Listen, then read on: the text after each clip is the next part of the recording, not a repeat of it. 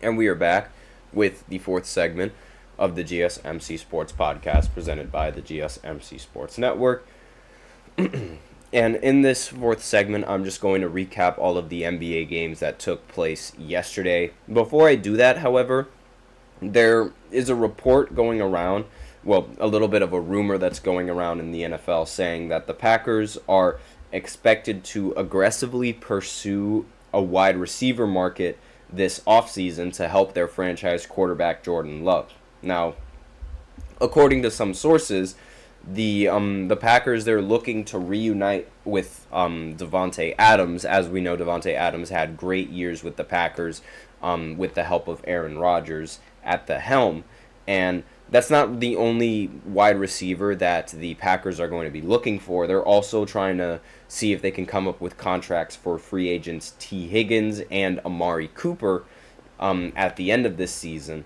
And it's worth noting that Green Bay is seen as an under-the-radar team to try and get Tyreek Hill as well.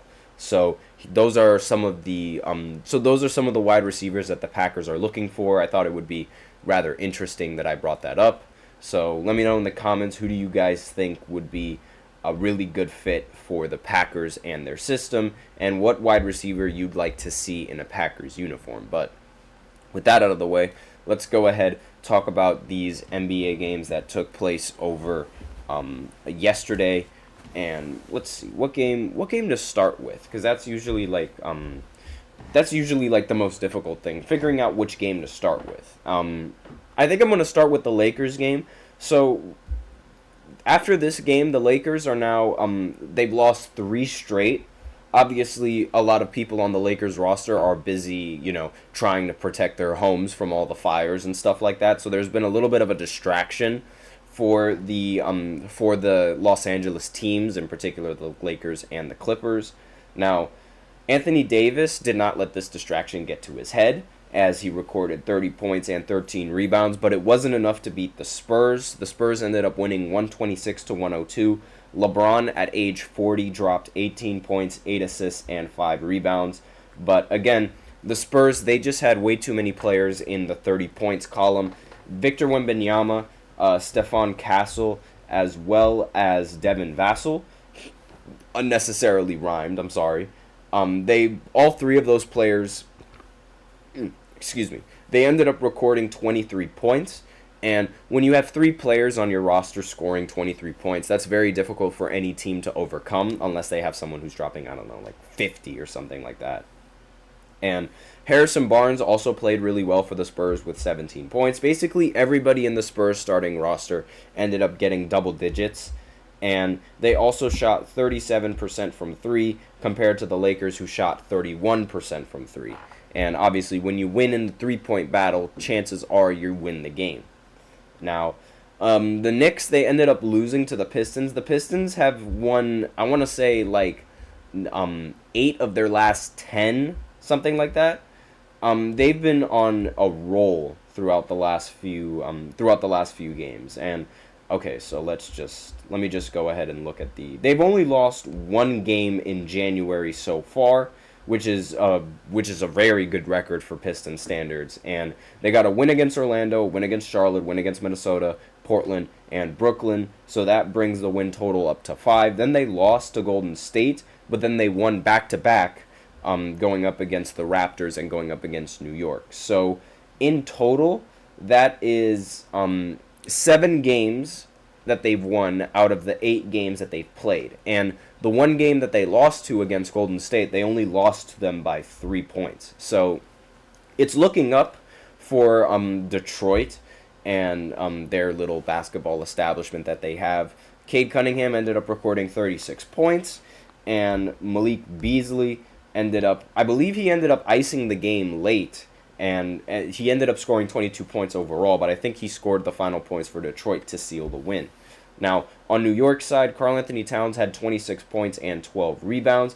Jalen Brunson had 31 points and 11 assists. Josh Hart had 12 points and 14 rebounds, and Mikal Bridges, remembered, had a shoot in this game, scoring 27 points. But again, it wasn't enough to go up against the Pistons in this one. The Warriors, they ended up losing to the Raptors. They ended up losing 104-101. And they did have Steph Curry in this one, who, it should also be noted, Steph Curry does not want any of the Warriors to risk any of their young players in a risky trade.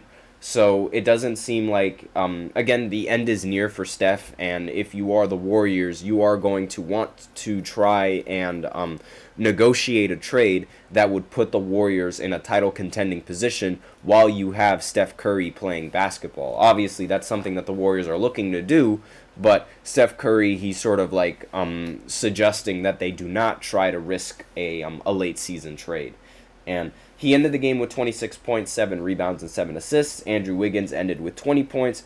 But for a team that's tanking, losing 104-101, that's just unacceptable for Golden State. And Scotty Barnes ended up recording 23 points. Jacob Poeltl ended up recording 13 points and 13 rebounds.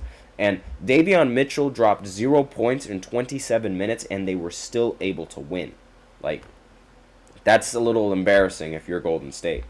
Now, next game on this list, the Timberwolves, they ended up beating the Washington Wizards. Don't really need to talk about that game all that much. The most important Washington team right now are the Commanders. And Jordan Poole, he made a return in this game, but he only dropped 20 points. Meanwhile, Anthony Edwards dropped 41 and 7. So he also was able to get 3 steals along with those 7 assists. So great game coming in from Anthony Edwards. Julius Randle had a double-double with 20 points and 10 rebounds. And Rudy Gobert also had a double-double, 11 points and 11 rebounds. So not really much that needs to be said about this game. And the Rockets, they ended up playing the Memphis Grizzlies, and they ended up beating them 120-118. Jalen Green had 42 points in this one, which is, I believe it's a season high for him.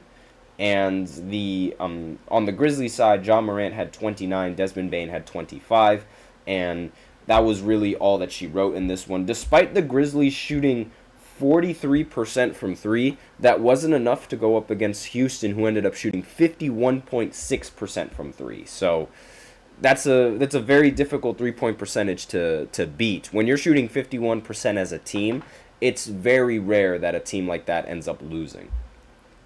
And think they were only able to win by 120 despite the fact that they were shooting that well. So assuming that they don't have a dominant shooting performance like the way that they did, I'm going to assume that the Memphis Grizzlies are a better team than the Houston Rockets, just based off of that like shooting luck. Again, it's very difficult to get that lucky in shooting the ball when you're in the postseason. So just keep that in mind. And then the last game, the Clippers, they ended up playing against the Miami Heat, and still no. Excuse me. I apologize for that, but there's still no reports on whether or not Jimmy Butler is going to get traded. Now there's not any real traction that has been made on a deal yet. So a little bit unsure exactly what's going to happen there. Jimmy Butler allegedly told Pat Riley to his face that he didn't want to be a part of the Miami Heat anymore. So Miami is going to have to trade him. And if they don't trade him, they're going to suffer the consequences of having an unhappy Jimmy Butler, and I'm sure a lot of Timberwolves fans still recall to this day. And this is unfortunate because this is wasting a really good season from Tyler Hero, who ended up dropping 32 points and 11 rebounds in this game.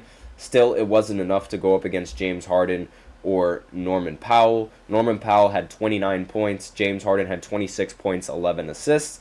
Ivica Zubac had 21 points and 20 rebounds. And it should also be noted that Kawhi Leonard has returned and has been playing, but he has not been nearly as potent as he was before. In this game, he only had 6 points and 5 rebounds for 21 minutes.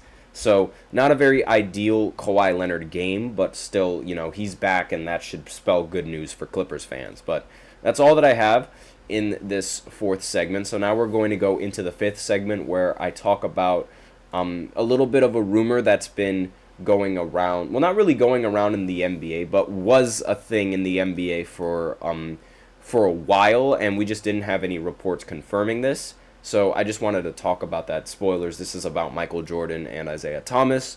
So if you guys are interested in that, be sure to tune into the 5th segment. I will be right back.